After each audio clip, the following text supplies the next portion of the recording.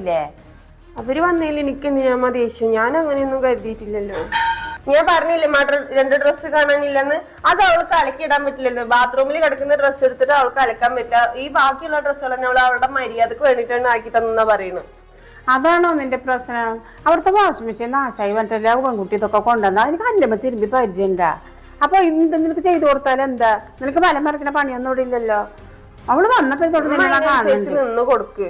എന്താ അവള് പറയണ? അവൾക്ക് ചെയ്യാൻ പറ്റൂല. നമ്മ ഇതൊക്കെ നിന്ന് കേൾക്കണുണ്ടല്ലോ. അവൾക്ക് അനുസരിച്ച് നിന്ന് തുള്ളണ കാരണമാണ് അവളുടെ ഓരോ വർത്താനം ഇങ്ങനെ കേട്ട് നിൽക്കേണ്ട അവസ്ഥ.